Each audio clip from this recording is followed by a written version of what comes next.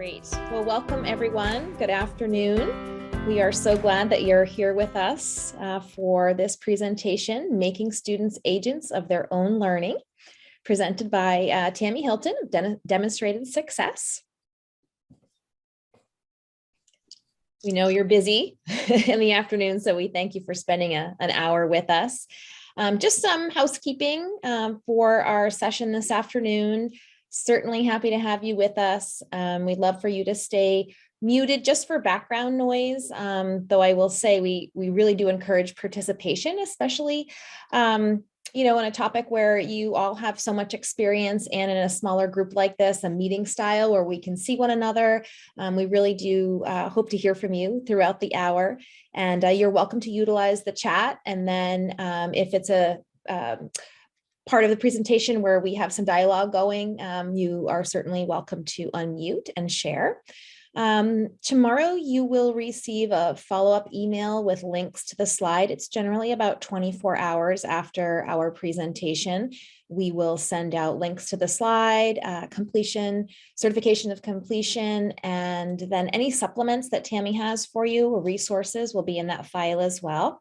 And then as you sign off today, a survey will pop up, and we would very much love if you would just take a minute to take the survey and let us know about your experience. We do love your feedback, and that's how we work on our programming, is when we get feedback from you folks. So we would appreciate that very much. I'm Lauren Mercier. I'm going to be facilitating this afternoon. I have experience as a school counselor, classroom teacher, and as an administrator working as a dean of students. I have interest in behavior and SEL, so I've done a series of SEL presentations actually for this group of educators also in the fall. So there was a 3-part series there, and I'm looking forward to being on the call this afternoon with you all. Your presenter today is Tammy Hilton. Tammy brings years of educational experience to you. She was a classroom teacher, instructional strategist. She's certified as an assistant principal, and you will definitely feel her love for literacy, curriculum, and instruction throughout the presentation today. Tammy, you all set? I am. Thank you so much, Lauren. And thank you everyone for joining. I know, like Lauren was saying, afternoons are tricky. This is an especially hard time of year for schools with vacation fast approaching. So we are really happy that you are with us. So this is our agenda for the day. We're going to start with an overview of student agency, and then we're going to go into ways that we can promote it through choice and voice. And then we will wrap up with some additional resources and final thoughts. All right, so when we talk about student agency, we are really talking about it being part of the learning process for kids. This is when we are recognizing students as active participants of their own learning. We're engaging them in the design of their own learning. We're helping them understand the learning outcomes, and we're offering them that choice and voice. And when we say that we're helping them understand learner outcomes, we're talking about at a developmentally appropriate level for their understanding. And then the choice and voice can come as they progress through different competencies as well. So when we talk about learning targets, we want to make sure that we are directly sharing out what we want the students to learn with them. So we want to make sure that students are able to achieve these competencies as the result of a project or a lesson that we might share with them, or they might uncover it themselves through some inquiry in the form of learning targets that help give them a clear picture of what they're supposed to be learning. We also want to break up multiple learning targets into separate ones. So if a learning target calls for multiple independent actions, like I can do this, that, and this, you want to break that up into separate ones to help students chunk it and compartmentalize it a little bit more. And then if you do want to promote that inquiry that we were just talking about, it really helps to take that learning target and reframe it in the form of a question. So that students are really able to think about it in that way. And then for project-based learning units, students can analyze exemplars found for them or from them or by the teacher, or they can see what each target looks like in the context of their current work. So that's just another way to think about it for those of you that might do some project-based learning. So when we talk about choice and voice, student choice really leads to increased engagement. It helps foster the discovery for kids of what they want to learn. It gives them inspiration for learning new things. It increases the ability for them to retain the skills and information. It really helps to personalize the learning for the students, no matter what grade level or age they're at. And it also gives them practice with self-advocacy. So this can really be a mind shift for students and teachers. The learners have to become a little bit more creative and critical thinkers. Teachers inspire through innovation, authentic learning experiences, and practical ways to empower students. And student choice also enhances students' excitement about things like topics and curriculum and just their interests. Creativity, we know if we are from the younger grades, is really an essential skill for the youth. And these experiences increase their imagination as well. And then they're able to discover powerful skills that increase their interests. And these types of choices also allow for more meaningful learning to occur. When we talk about voice, we talk about having authentic student input. We can think of things in terms of student leadership. So what are some ways that we offer kids leadership opportunities, whether that is through things like student government or leaders in the classroom. We want to think about opportunities for helping students make changes in policies, environments, and learning, empowering them to be agents of change. And then educators and students are really working together in collaboration with this. And we're going to talk about some examples of this as we go through the presentation. And we have some videos embedded in this as well. And like Lauren said at the beginning, you will get copies of this presentation and that follow-up email that will come out with all of the links that you see, all of the pictures. A lot of them, if you click on them, will take you to sources, and then there's sources at the bottom as well. So are there any questions so far about what we've talked about before we dive into some strategies? Definitely remember to, we're a small group, so feel free to unmute and ask a question, or if you want to put them in the chat, Lauren will be monitoring that throughout as well. All right. So let's jump into thinking about student choice a little bit more. So tips for success with this. We really want to get to know our students. In order for their learning to be authentic, it really needs to be personalized. So we want to get to know them and their individual needs and interests before we dive in to just, offering up whatever choices we think that they might want.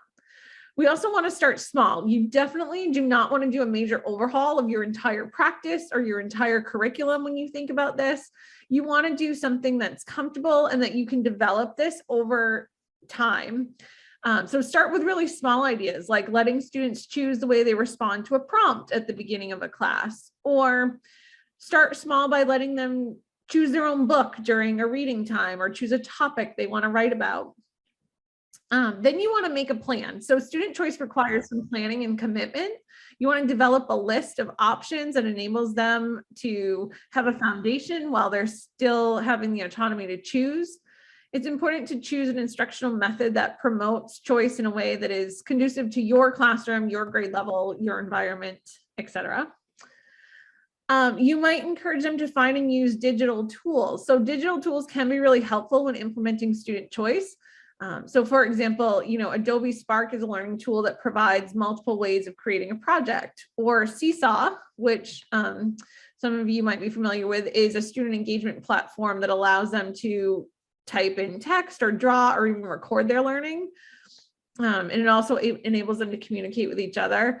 And then Padlet is one that I always loved as a classroom teacher because it can be used to house published work. It also allows them to leave feedback for each other and some thoughts and just engage with each other that way as well. And then you want to set clear expectations. So this is where you are starting to hold students accountable. You want to explain intentions for the class and their role in their choice of their work. You want to make sure students are told that they're in charge of their learning, and you want to check in with them often. So this could be through verbal or digital conversations with students. You might ask things like, what about the students that choose not to do anything, right? So the best method for that is just accountability in self-correction. And then you want to just communicate with them. So talk to them about why they're choosing what they are or why they're not choosing anything at all, right? And why. Encourage ownership in their learning, including mistakes. I know as kids sort of go up through the grades, they really get afraid to fail almost, like they don't want to try anything because they think it's going to be wrong, or they just want you to tell them the right answer. So really encourage that failure in a way so that they can take that failure and make it a learning experience. So this graphic here is kind of showing us about student choice in terms of what, how, and why. So with the what, you want to think about, can you allow students to decide what aspect of a subject or topic they want to focus on? So for example, I know when I was in the classroom, I taught middle and high school students during the regular school year, and then I would teach elementary students during the summer. But with my high school students, if we were studying a Shakespeare play or reading a Shakespeare play, I might want them to do some more research into the Elizabethan England era. So that they were a little bit, it could complement what we were reading in Shakespeare. So I would invite my students to decide what aspect of that period interested them the most. Was it the plague? Was it the entertainment of the time? Was it the fashion of the time? The musical instruments, if they were musical kids, the monarchy, things like that, so that they were sort of choosing a research topic within the general one I gave them. This agency allowed them to focus on creating a sort of personal level of investment in it. The how in this graphic, we're thinking about, can students decide how they will accomplish a task? So students are always tight for time, so it's really easy to tell students just how to do something, right? It's sort of in our nature. However, this one size fits all approach does not necessarily encourage students to do that critical thinking that we want them to do. And there is value in challenging the students to sort of think through a task or an assignment or a project to articulate their own path for completing that work. So for example, if students are being asked to create a digital story or test some sort of hypothesis, allowing them to decide how they're going to tackle that and what steps they're going to take, what tools for that technology they're going to use, can really make that task more engaging for the students. And then the last thing is thinking about the why. So can you challenge them to articulate sort of the why of the task or the project? So asking them to define the purpose of the work they want to do, deciding how they want to demonstrate their learning can be really incredible for them. Too often students will label work that they're asked to do as sort of like busy work or, you know, something along those lines, which is an indication that they either, one, don't understand the work, or that they don't value the work, or both, perhaps. But if they can define why they're doing a task, they can also make informed decisions about what they want to produce and what they've learned. And then many teachers worry about sort of a loss of control when we talk about student choice. I know that can be really scary for some teachers when it comes to student agency. So it doesn't have to be, though. Like, the more you sort of release control to them in those small bits that we talked about, the easier it's going to be and the more structures you can have in place for that. And I've done a lot of work with teachers around this and kind of letting that sort of shifting that mindset like we talked about a few minutes ago. So another thing we could do is we could provide flexible seating. So this could be done at any grade level, any content. As a class, you might brainstorm or talk to them, depending on how old they are, where and how they learn best, and sort of encourage them to reflect on why certain environments can benefit or distract them. And then you might even, if you wanted to, have them sign a flexible seating contract. And when you get this slideshow, if you clicked on the picture down here, it would take you to an example of a seating contract. Another thing you can do is choice boards. So choice boards are really fun. They're engaging. What you do is you create 3 to 4 tasks, or you could do, 8 tasks, more like a bingo board, whatever you wanted to do in relation to the learning target.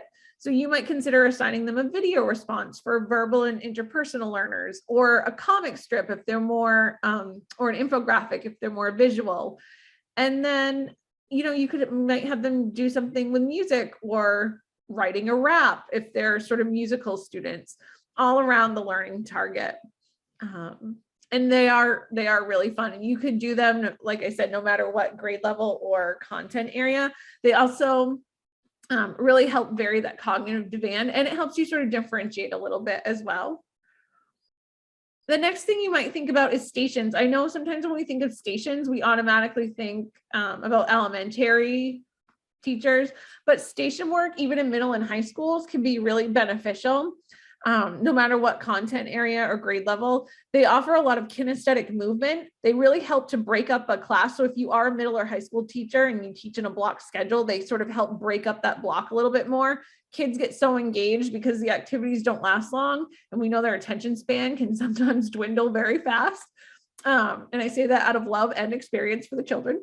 So it just sort of helps break that up a little bit and keep them focused. So you might not have those behavior issues that, you might have seen otherwise.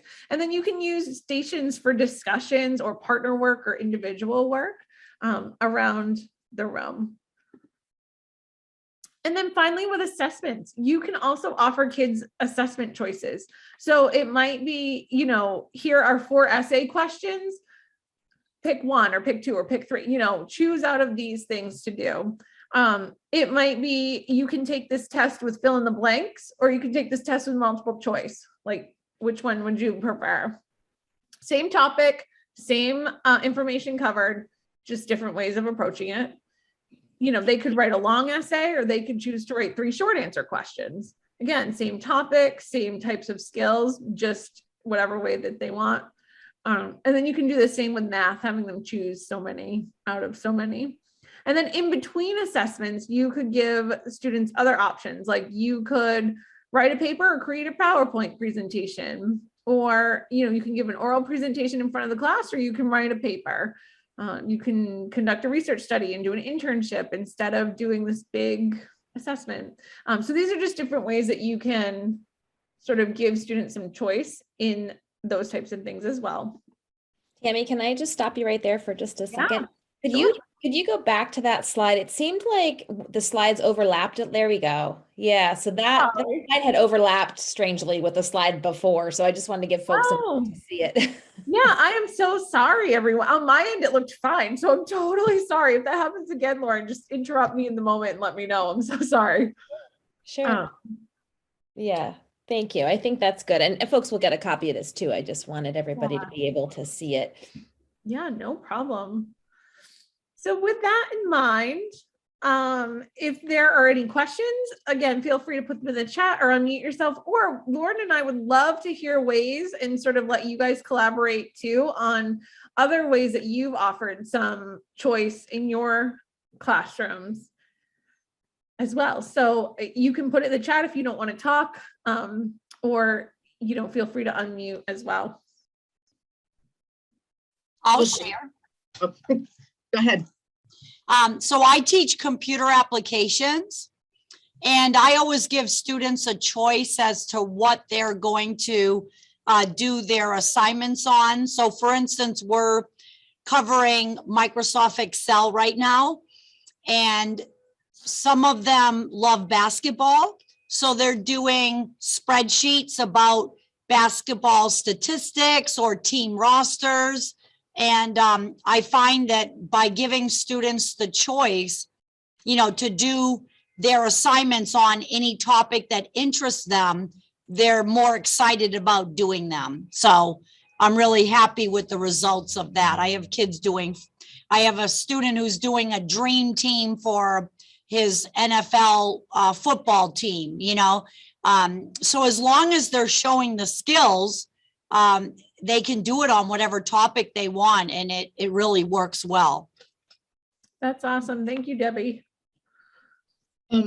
This is Kelly. I teach special ed at the high school level and life skills. And a few years ago, I started doing the typical elementary morning meeting. But I find that there are so many ways to make it let the students have choices. And So, for one is there's a leader, they get to, be the leader and announce the schedule. But also I've been looking for what their skills are. There was one student who was working on how to tell jokes correctly because jokes were a big deal. So he, every day on part of the schedule is he tells the joke of the day. Another student loves presidents, and so he does a presidential fact. And then we have the weather student who loves the weather. And then also we do a song of the day where the students are learning, kind of music appreciation, different kinds of music, how to tolerate music that they don't like and others do.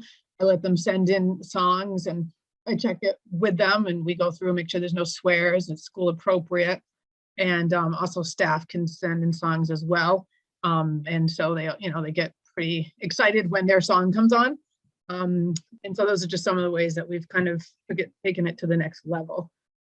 That's wonderful. Thank you, Kelly. Thank you. I think that's great, Kelly. I think community meetings are so fabulous for all ages and stages. So I think that's wonderful how you've taken that and adapted it to your high school students. That's wonderful. Awesome. All right. Well, thank you, everyone. Anyone else before we move on? I didn't mean to be antisocial. I'm Valerie Simpson. Oh, here we go. Start my video.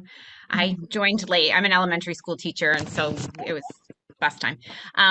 I do value choice in the classroom. I liked what you said about helping kids learn that making mistakes is part of the process. I actually have something on my wall that says mistakes are expected, respected, inspected, and corrected. I had seen that on online somewhere a long time ago, and so we do talk about the good things that come from making mistakes.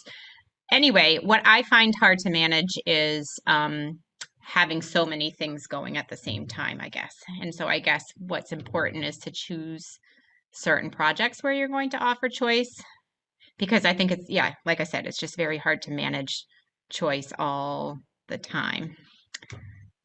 Yeah, I think I agree. And I'm sure it's really hard when you have such young kids too, that you're trying to manage, who are still learning sort of boundaries and different things as well at that developmental stage. So with choice, we definitely want to make sure it's appropriate for the developmental level, and we can structure their choice too. So while we talk about student choice, it might just be some structured choice. And I think you're right. I think we can't offer it to them with every single thing that we do, because we would go completely crazy as we're planning our lessons and our units. But if we think about just these small ways that we might be able to, and it might be one day just letting them pick where they want to sit.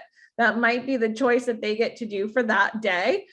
Because of what you need to teach them, and that's fine. Or it could be, like I said, just picking a book at reading time, or picking what they might want to write about in their notebook, or something like that. So yeah, I would definitely start small, and then as the kids sort of develop and mature and move up through the grades, it might start looking a little different. But I think you have to keep it manageable for you as well. So setting those structures will really help. That's very validating. I'm glad you said that, because I feel like I do need to offer them choice in assessment and that sort of thing. But starting small is much more manageable for me. I feel like that. So I'm teaching 4th grade this year, and I taught 5th grade last year. So I'm adjusting to the fact that they're younger already, but they're younger because of their social experience and with, this disruption from COVID. So even something like allowing them to choose their seat, they surprised me. Some of them climbed under my desk and were, so talk about boundaries, right? I have to be very specific about boundaries in here. Yeah. It's not an easy for sure. Yeah. But the more that you practice and the more you get the kids sort of used to that structure and those things, the more you'll be able to offer them as the year goes on, and as their maturity grows as well. And then it will just develop over time for sure. Thank you.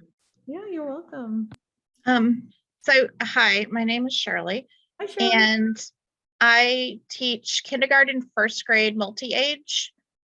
And so one of the things I do is I do flexible seating in my classroom. We have, and I do it throughout the day. I have different options for seating at their desks that they're allowed to choose from. I at the end of the day, we put all the seating, we have stools, we have wobble seats, we have regular chairs, and I put them against the wall at the end of the day. And then in the morning, they get to choose what they need, and they've quickly decided what works for them, what doesn't work for them. Sometimes they change throughout the day. Shirley, And yes, how do you manage that so that it's fair? Because I do have a couple of, like, the circle table they like to sit Mhm. at and stools, but I don't know how to, to keep track easily and make it fair. I actually don't keep track of it. I have them, so I have 3 wobble chair. I have 20 students. So I have 3 wobble chairs. I have 1 ball chair. I have like 10 stools, plus they all have their own regular chair.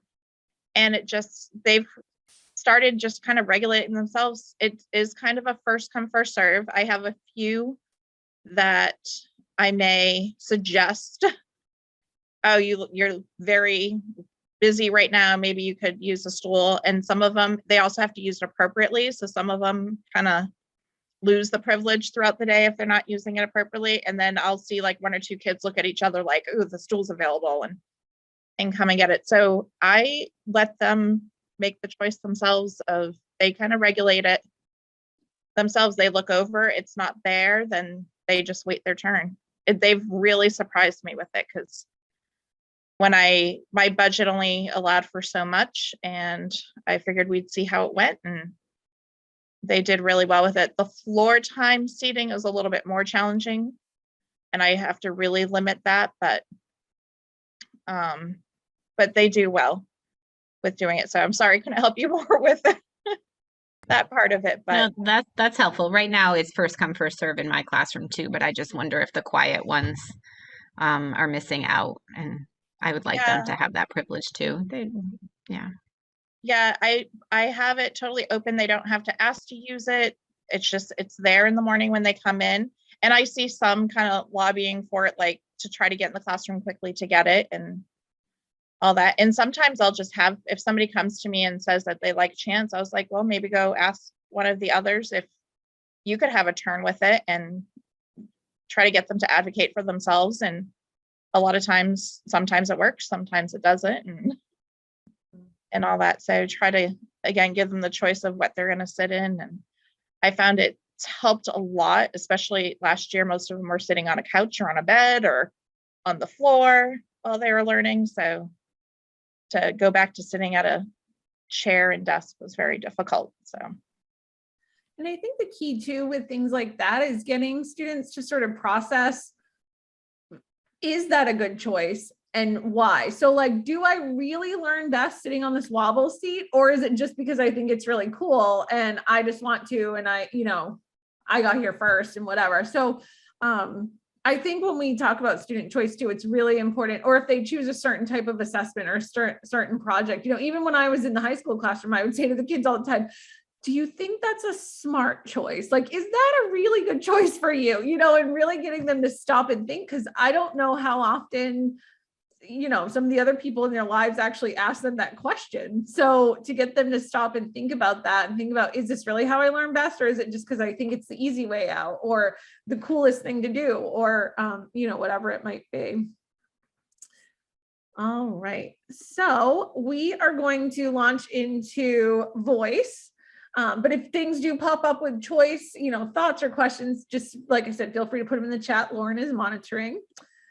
So student voice can improve their decision-making process and some of those executive functioning skills that they might need support with. So it allows students to, one way you might do this is to allow students to co-create rules and guidelines, whether that's for the classroom or for group work or book clubs or whatever it might be. It also makes the learning in that process feel more authentic to them, and it develops their student ownership. So some other ways you could give them voice in terms of co-creating things, it might be lab sessions, computer usage rules, anything like that. You also want to facilitate ongoing feedback with kids. So we could do a whole day session on feedback and the importance of feedback and meaningful feedback and everything, but really just keep that in mind. There are sort of three types when we talk about student voice. So we have the student-centered, the teacher-centered, and then the students to self. So student to self agency should be the norm in the classroom. And so there are just different ways listed here that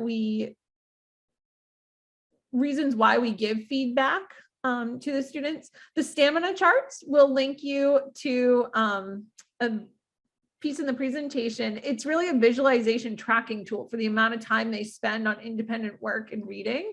So students will time themselves when they start working on a task independently, and they'll stop when they find themselves distracted or lose focus. And then they can sort of record the number of minutes that they're working, and they can set daily goals and color the chart to see their growth over time. And I find that this is really helpful no matter, you could adapt this to different grade levels or content areas or whatever for your students, but stamina charts are really helpful for kids of all ages, even up through high school. And I found that even with my older learners, it really helped because they were like, because it's one thing for us to tell them, you can't sit still for 5 minutes, but for them to actually see it and be aware of it and track it themselves. And again, something as simple as that is really helpful. And then they can start applying it to their own work. And then some other things that you might consider too to help them monitor their progress is student-friendly checklists or exemplars or different things like that as well. Then we also can do what we would call reflect and publish. So this helps students with self-feedback. So that what we were just talking about. It can also help them reflect on their own work. It sort of helps with that gradual release. So really the idea is that we're just setting time aside for students to do nothing but sort of analyze where they are in relation to the learning target. So that's why we give them these rubrics. That's why we give them these visual stamina charts or these self-assessments. We really want them to sort of analyze that. So some prompts for gradual release might be, what additional questions that you have about this topic? What strengths can you identify in your work? What are you most proud of? How could you improve your work? What might you do differently next time? So they don't have to be huge, long, like essay questions or a ton of time on this, but just, even 5 or 10 minutes at the end of a class or in the middle of, a project or something, and just getting them to think about that. And then we also want to give them a variety of publishing opportunities throughout the unit, not just at the end. So again, letting them have that voice, letting them put their work out there. So, again, depending on the grade level or content area, but some publishing options could be things like blogs or websites or videos, stuff like that. It might be school newspaper, class newsletter.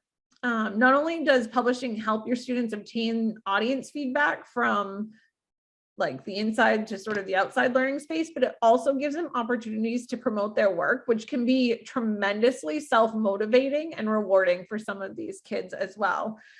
And it gives them more of a purpose. We talked about the meaningful, authentic learning experiences and the purpose. This also gives them a purpose. They know they're not just doing something for you as the teacher, but they're doing something for the community or the families, whatever it might be. And then student interest surveys are really good as well to offer student voice. So these could be done throughout the year for different purposes. They promote student ownership. They allow for that reflection of learning. They give you as the teacher some really good formative feedback about their progress. And some different examples are just, could be reading surveys, general interest surveys, so what they like for sports or what they like to do when they're not in school. And it could also be school or career related as well. And then I've linked you to, in the presentation here, more on student interest surveys as well. And then we want to think about relevance. So we really want to emphasize relevance to the kids. So this helps to improve their interest. It involves their interest, not just yours. So starting with their interest, which is why those surveys are so important, can really make the relevance and the meaning for those students. So when Debbie was talking about doing that spreadsheet with like the basketball stuff, I'm sure that kid is wicked engaged in that project. Providing options.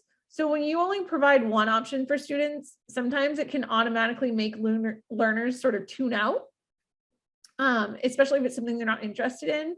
So we want to make sure that they have options that appeal to a wide range of interests. And that's why knowing your learners is really helpful.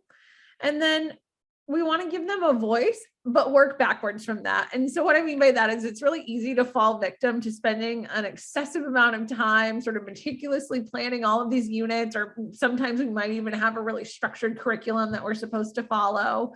But those don't necessarily focus on the students' interests, whether there's something we created as teachers because we think it's going to be really cool for them, or if it's that structured curriculum that's sort of given to us, versus what they might actually be interested in. So if we can take those things and sort of tweak them once we get to know the kids through their voice, that would be really helpful for them. And then we want to create a culture and climate of creativity. So we have to, as teachers, learn to let go, right? And we alluded to this a little bit more, but we have to allow that productive struggle to happen, and we have to allow it to happen with patience, right? Like I know as teachers and as parents, we want to like swoop in and just kind of fix everything. And sometimes it's really hard, but we have to allow that productive struggle to happen. We want to give students the tools that they need to figure things out on their own. This is the only way that they're going to learn. We want to let them view struggle as part of that learning process. When we don't allow that to happen, that's why they automatically think it's either I do really well or I'm just a failure, like, and I'm good at nothing, because they've never actually been given that opportunity. So unproductive struggle is when you start seeing the frustrations, it leads them to shut down. As they're older, they want to drop out of school, but the productive struggle is investigative, right? They may not be succeeding yet. So I love the phrase not yet. You're not doing this yet, right? So they have to have that growth mindset. We want to allow technology use if possible. So, hopefully they have a device that, they can access online databases to, and creation software things, and all these creative tools that we were talking about earlier. And then we want to explicitly teach collaboration skills. So we want to let students figure out what effective collaboration looks like, sounds like, what it feels like. Part of their voice might be going into creating those things with you. And we also want to guide them in the process. So we don't want to let students get mad at, group choices or want to change partners because they don't like someone or it's all of a sudden not working. We want them to go through this productive struggle and let it be part of that learning process. We also might think about having them create contracts, or we might model different types of experiences that one could have in a collaborative process to kind of show them how you might work through it. And then student-led conferences are another great way to allow students to have voice. So this creates really powerful opportunities for them. It allows them to advocate for their own learning. It fosters them to have to prepare and reflect and sort of discuss the evidence of their learning that they've done. It involves goal setting, and it engages families in their child's learning progress as well. And I've also seen these done not just with learning, but student-led conferences in terms of behavior or, social emotional stuff that might happen in the school day as well. So it doesn't have to just always necessarily be in terms of learning. There's other ways to definitely embed it. And then tips for success with these, you definitely want to have protocols in place. So everything in blue here will be a link. And some of these documents, if they're not websites, will also be in that folder Lauren referenced at the beginning that you'll receive. You also want to help them prepare. So this will take you to a link to a template to help them reflect on what they've done as a learner. Again, like with choice, you want to start small. So you want to get kids used to the structure of sort of discussing and showcasing their work, talking about progress or goals, and then sort of build from there. You also want to have an agenda. And if you haven't ever done student-led conferences before, it'd be really important for you as a staff to have some professional development around it. So I've linked you to 3 different videos here. The middle and high school video will kind of show you what it might look like when a student is talking to staff members and sort of that non-traditional way of thinking about it in terms of learning. And then there's a lower elementary and an upper elementary as well. And you'll have links to all of these. We'll take a peek at one. Lauren, what is it looking like our audience is? Well, we have a nice mix today. So I'm wondering, I think, let me see, Kimberly, she's, I think K-8 still. And Kelly's high school, Debbie's high school, Valerie elementary, and Shirley elementary. So I don't know. I'll do the upper elementary because I think there's an example of an 8th grader in there as well. So there's a 4th grader and an 8th grader. Perfect. Okay. And then you will all have links to the other videos so that you can watch all of them. And they're all, the ways that all these teachers approach them and the things they have the kids do are all totally adaptable for whatever. So yeah, but let's take a peek at this and then we will get your thoughts and sort of move towards the ending of our presentation. Hi, Mom. Welcome to my student-led conference. First, I'm going to tell you about my goals.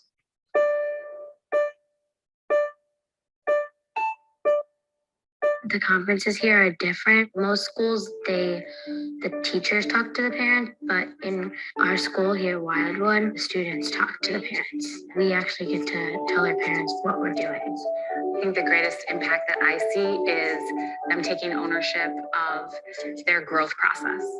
Pretty much it just changes everything about parent-teacher conferences. They get to see all your work and everything that you're doing and actually get to learn a few things about what you're doing. So the beginning of the universe, creation of stars, creation of the earth, we map that out on the football field as a timeline. I think student ownership of learning, and what that means is students being able to say, this is who I am as a learner, this is what I'm learning, this is why it's important to me. You're building that sense of relevance and connection to the curriculum, sense of relevance and connection to each other, to the teacher, and to the broader work of the community.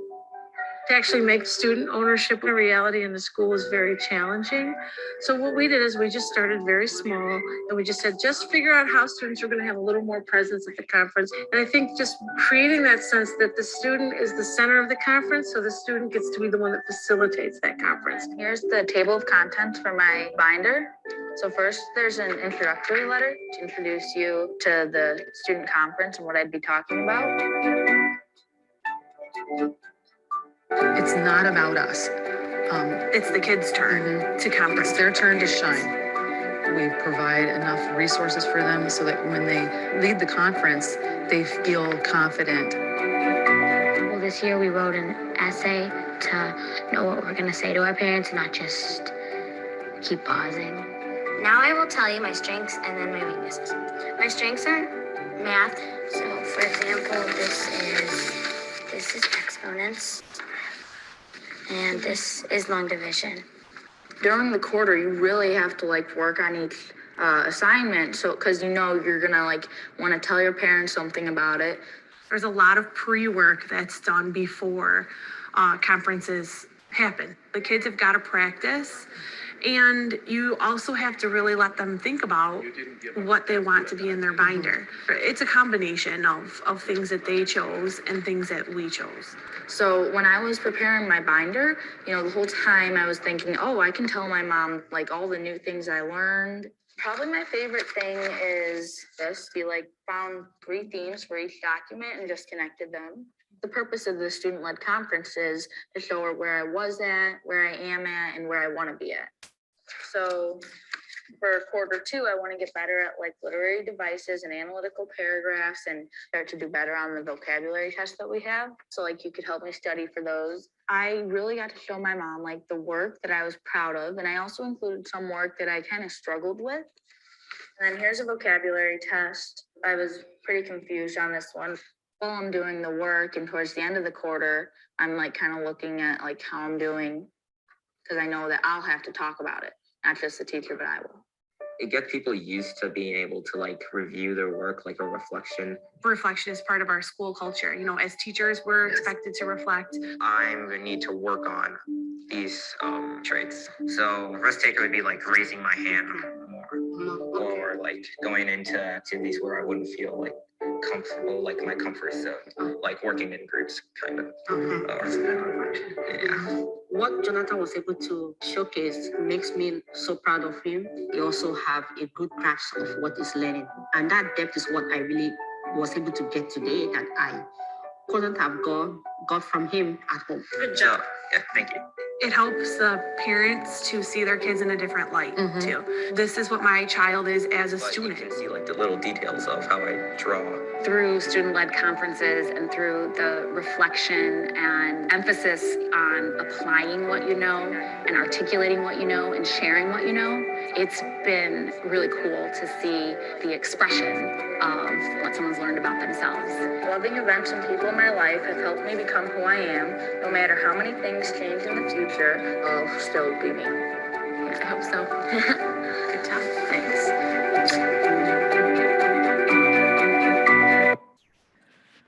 All right, so that just gives you an idea. Like I said, you'll be linked to all of the different videos, so you'll be able to go back and see any of the different examples with these. And you could do these if your school does not do student-led conferences as a practice. That's okay. I mean, really, the goals here is that students are sort of thinking about their progress, their learning, the goals that they have for themselves. And like I said, you could do this not even when it comes to learning. You could do this if you're having behavior issues with the students, getting them to sit down and think about why they're having it, what goals they have to improve, so on and so forth.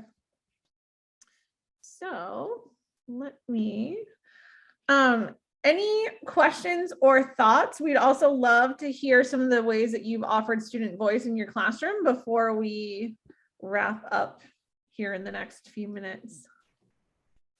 So at my school district, the elementary and middle school, we do student-led conferences. And doing it for kindergarten, first grade is interesting because they're so much younger. So for my class, for our first conference, they give their parents a tour, and we practice ahead of time. And they give them a tour of the room and tell them what all the different parts are, what they do in calendar, what they do in different parts of the room. And then they get to choose through some of the projects that we've done of which ones they're going to explain to their families that they've done. So I usually will pull like 4 or 5 of their pieces of work, and they'll choose 2 that they want to share. So they get kind of it's the ones they're most passionate about, so they'll be able to talk about them. And they have, like, for my kindergartners, they have a visual chart, so they stay on task of, okay, we're going to the calendar first, we're going to show my desk, we're going to do things like that. The first graders will usually write something. I know in the upper grades, they do it just like in that video. They have a schedule and they write a letter and organize all their things. Kindergarten, first grade, I had to do it a little bit differently. But it makes a big difference, and the parents appreciate it because it, like most kids, they go home and, what did you do today? Oh, nothing, or didn't do anything. So it kind of gives them a voice. And we notice that the students participate more in those conversations at home too, because they've already kind of broke that ice with their parents after conferences. Yeah, that's fantastic. And hopefully you'll get some ideas from the kindergarten video that I've linked in here, because I know it's hard. I taught little kindergartners all summer before before the school year started. So I know it can be a struggle, but I think that sounds great. I love that, you're already setting that structure sort of with them, and you're just getting them to reflect. And student-led conferences are also a great way to engage those families, because, if we think about how oftentimes, especially as kids get older, the families sort of check out, this is a way to sort of bring them back and really bring everyone together at the table for the benefit of the child. So that's great. Thank you so much, Shirley. And on a side note, as a teacher, it's also great not to have to explain how calendar works 20 times. So Exactly. Oh, yeah. The more we can put on to students, the better it is. Like I always say to my, when I work with, especially middle and high school teachers, I'll say, if you're doing most of the talking, or if you're doing most of the work, guess what? The kids aren't learning. Like the kids have to be doing most of the work and most of the talking if you really want learning and retainment of the information to happen. So fantastic. Anyone else with questions or thoughts or success that you've had with this? All right. So we will, oh, Valerie, were you going to say something? Oh, I was just thinking that I think it's nice in addition to a parent teacher conference as well. I think there's a place for that. And yeah, so that's all. I do think it must teach the students agency and ownership, but I also think that teachers and parents have a lot of experience and wisdom, and so they bring that to the table. And I wouldn't want to see that go away and have the students have more agency, I guess, than their parents do, or that the teacher does. Yeah. Yeah. And those links in the presentation hopefully will help you sort of get an idea of what protocols might look like, what agendas might look like, tips for success, things like that.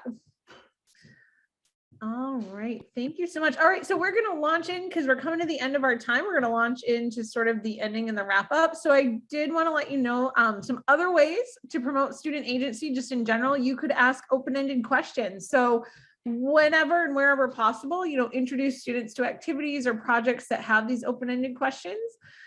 This helps to ensure multiple endpoints, opportunities for that discovery or that inquiry, rapid learning. Another approach is to give students real world problems and ask them to solve them with the tools and skills that they need to have at their disposal. Also, we want to just work on making students fall in love with learning. So learning is really a non-linear process in which, no two people learn the same way or even within the same time frame. So we really just want to encourage students to learn new skills and share their findings with their classmates whenever possible. And then, not only does it improve student agency, but it's just really rewarding for them. And it doesn't penalize that failure. Like they're able to sort of voice and sort of see why failure can sometimes be a good thing. We also want to encourage playing and sort of tinkering around, whether it's with a digital device or watercolors in an art lesson or lines of a code. We want to let them sort of have those moments for a little bit instead of saying like, no, you can only go here and you can only do this, right? And I know as teachers, because we're so pressed for time, we're like, I got to get through this. It's really easy to do. But it's okay to just stop and sort of take a step back and a breath. We want to think of ourselves as a coach and a facilitator of learning. So again, it's sort of thinking about that mind shift that we talked about at the beginning. You don't necessarily need to be on the stage at all points. Think about it if you were coaching a basketball team or a baseball team or something like that. Like, what would you do for the kids? And then you'd let them go out and try it and you just coach them along. We also might want to rethink those assessments. So students can't assess their experience with a traditional written exam or a quiz sometimes. So we want to, again, just make sure that whatever we're doing is meaningful to measure student learning, but we're giving them a variety of things to do as well. And then when using technology, we want to focus on the competencies and the skills, not the devices. So if you're introducing a new device to your classroom, sort of let them play with it for some time before showing them how to use it. Again, letting that tinkering happen.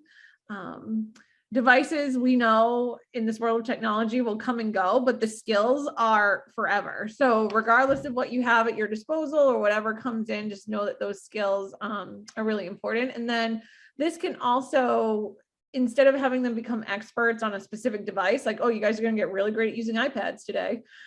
Just focus on the development of those digital citizenship things that we want them to have, the content creation, the data analysis, the time management, all of those sorts of things.